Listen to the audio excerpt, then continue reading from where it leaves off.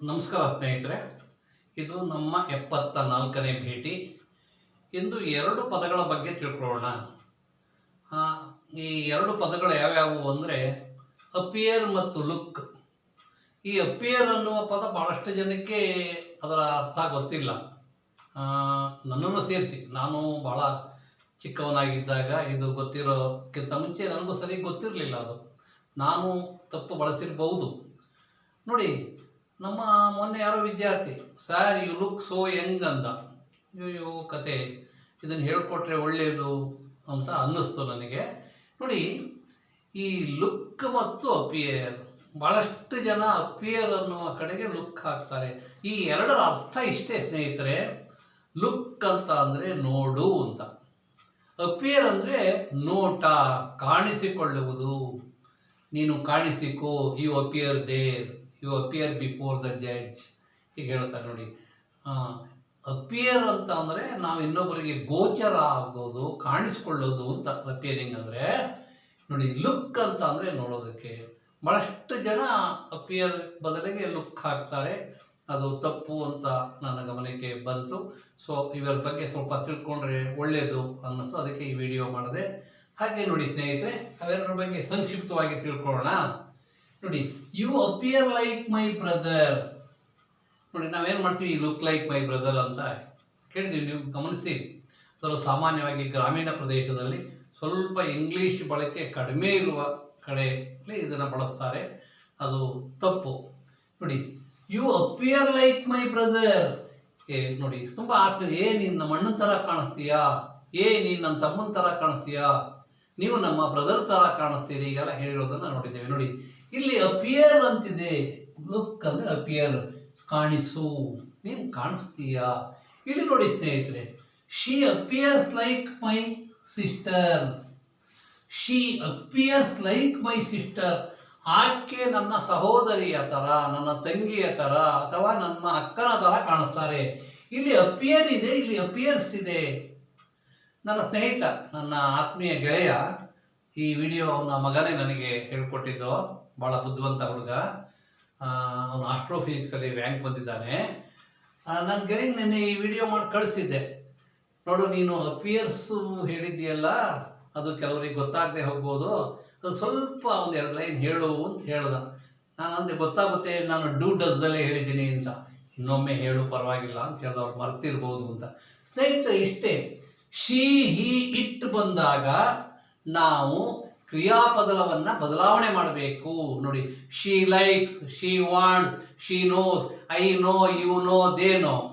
I, we, you, they ಇದ್ದಾಗ ಎಲ್ಲ ಕ್ರಿಯಾಪದಗಳು ಬದಲಾವಣೆ ಆಗಲ್ಲ.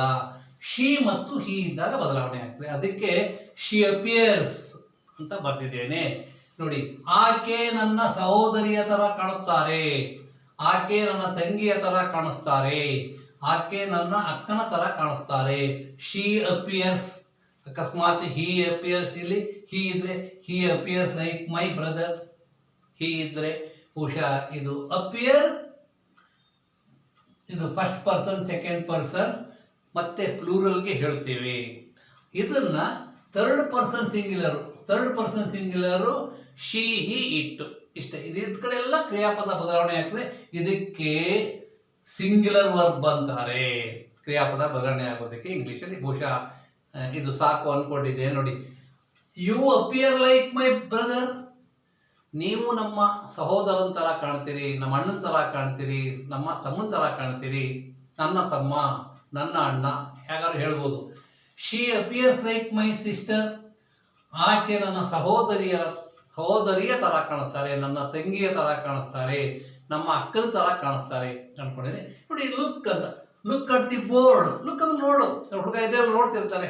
Look at the board. Teachers ಸಾಮಾನ್ಯ ಹೇಳ್ತಾರೆ ಕೆಲವು ಹುಡುಗರಿಗೆ, look at the board, board ಕಡೆ ನೋಡು, ಇಲ್ಲಿ ಕಾಣಿಸು, ಇಲ್ಲಿ ನೋಡು. ಇಷ್ಟೇ. ನೋಡಿ, look after your parents. Look after your parents.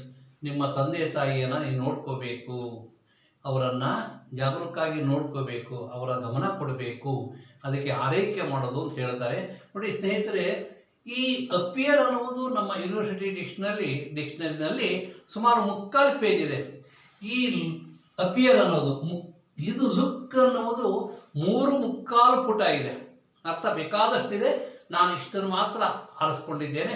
ಅದನ್ನು ನೋಡ್ಕೋಬೇಕು. Look into the matter, ಆ ಕಡೆ ಗಮನ ಕೊಡು, ಆ ವಿಷಯ ಗಮನ ಹರಿಸು, ಆಯ್ತಾ. Look into the case, ಅದ್ರ ಕಡೆ ಹೆಚ್ಚು ಗಮನ ಕೊಡು, ಆ ಕೇಸ್ ಕಡೆ ಗಮನ ಕೊಡು ಹೇಳ್ತಾರೆ. ನೋಡಿ ಇಲ್ಲಿ ಅಪಿಯರ್ ಕಾಣಿಸ್ಕೋ.